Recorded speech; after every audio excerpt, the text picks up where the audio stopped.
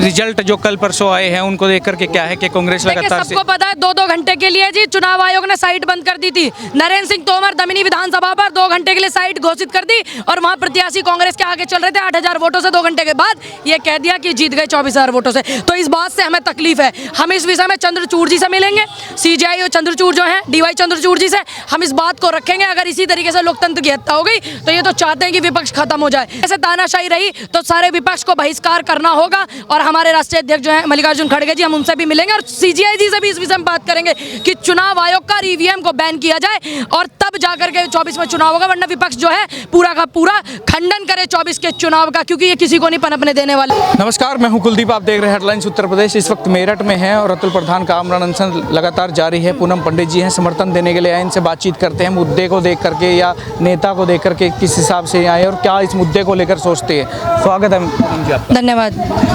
कल ये लगातार जारी है, अस्पताल वाले भी गुटबाजी अब चल रही है, उनमें भी इकट्ठे हुए डॉक्टर्स भी। इस मुद्दे को लेकर पहली आपकी राय क्या है? देखिए, गरीब आदमी जो है, सबसे पहली बात तो इन्हें अपनी सरकारी जो अस्पताल हैं, सरकारी जो संस्थाएं हैं, जो डॉक्टर बैठ के इतनी तनख्वाह ले हुए उनको ठीक करना चाहिए। तो प्राइवेट तो अपना आप ही डाउन चले जाएंगे। दूसरी बात, जब प्राइवेट हॉस्पिटल हैं, ऐसा नहीं है कि मैं उनके पक्ष में नहीं हूँ, लेकिन जो व्यवस्थाएं हैं, जो इतना दबाव गरीब आदमी पर दिया जाता है, वो नहीं होना चाहिए। क्योंकि एक तरफ कभी कभी ऐसा होता है, हमेशा मरीज ठीक होकर ही नहीं आता है, एक तरफ तो मरीज मर जाता है। दूसरा, आप उसको ज़्यादा बिल बना करके तब तक बॉडी भी नहीं देते हो जब तक वो पैसे नहीं भरते, तो दूसरी बार उसका परिवार मर जाता है। पूरे परिवार की जो आप हत्या कर रहे हो, ये बिल्कुल निहायत ही गलत। और ये मुद्दा सिर्फ बुलंदशहर या मेरठ का नहीं है, ये पूरी जनता के, भारत की जनता का है। सबसे पहले सरकार की जिम्मेदारी है स्वास्थ्य सुविधाओं को बहुत बेहतर करें। हम लोग आंदोलन में बैठे थे, तब से ही बोले जा रहे हैं कि जो है स्वास्थ्य सुविधाओं को बेहतर करें।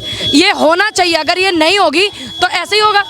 आप लोगों को मरवाने लग रहे हो, आप लोगों को बढ़ाने लग रहे हो, आप लोगों के गुंडे पैदा कर रहे हो। आप लोग अस्पतालों को जाइए, जो तुमने जमावड़ा बना करके 4-6 संस्था आप बना लेते हो और जो जनता को लूटने का काम कर रहे हो आप। ऐसे नहीं होता ना बॉस। देश की जनता ने आपको बनाया, तो स्वास्थ्य सुविधाएं और शिक्षा, 2 चीज़ तो अहम मुद्दा है। तो स्वास्थ्य आदमी रहेगा तो शिक्षा पढ़ लिख के तो ले लेगा।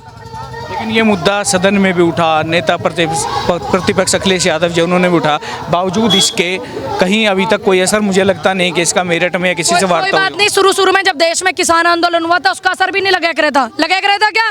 नहीं ना। लेकिन जब आंदोलन में धार देने वाले, जन आंदोलन को बनाने वाले तमाम लोग, तमाम जनता का जो सहयोग रहा था, तो फिर धार भी मिली और बिल रद्द भी हुए, किसानों को सम्मान भी मिला और सरकार झुकी भी। सारे काम होंगे। आप थोड़ा ठंडा खाई, सहज पके सो मीठा होए। सुबह डॉक्टर्स इकट्ठा हुए, बातचीत करी, उन्होंने भी माइक लिया और अतुल को। देखिए, डॉक्टर जो हैं, तब मैं तमाम डॉक्टरों के लिए नहीं बोल रही हूँ, मैं चंद उन लुटेरों के लिए बोल रही हूँ। ये सारे चोर उचक्के जो इकट्ठे हो रहे हैं, ठीक, सभी को सलाह करनी चाहिए और इनकी नहीं चलने वाली।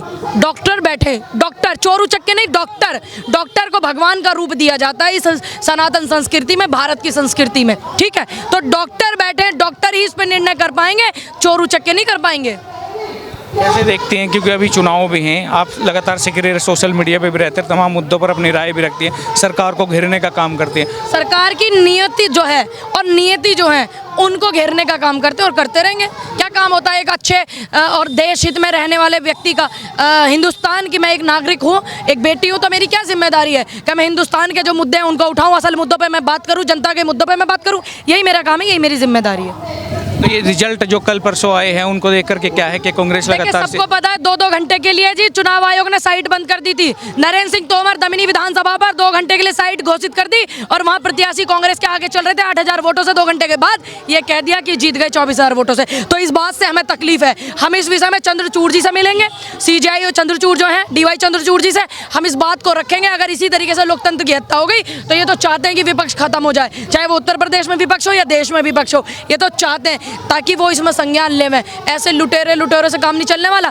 पहले अपने EVM मशीन में विधायकों को जिता दिया। मैं खुद अपनी बात करूं, विधानसभा जहाजपुर की मैं गई थी, वहां पर EVM में जिता दिया, 15 वोटों से आगे कर दिया जहाजपुर पे धीरज गुजर को। फिर बाद में जो है भाई को हरा दिया गया 256 वोटों से, 256 वोटों के आसपास में हरा दिया गया।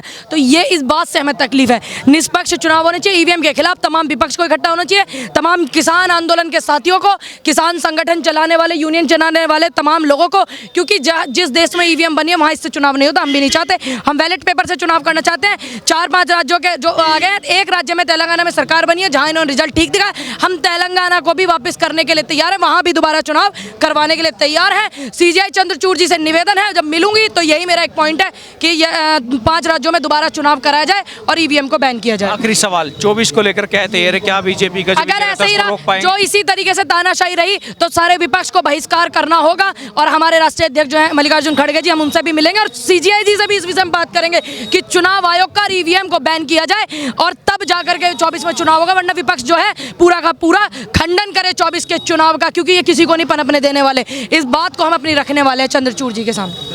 तो ये पूनम पंडित जी थी जिनका साफ तौर पे कहना है कि ये जो मुद्दा मेरठ में चला है इसका लगातार हम समर्थन करते हैं। किसी एक का मुद्दा नहीं, जनहित का मुद्दा है और सभी गरीब लोगों का मुद्दा है।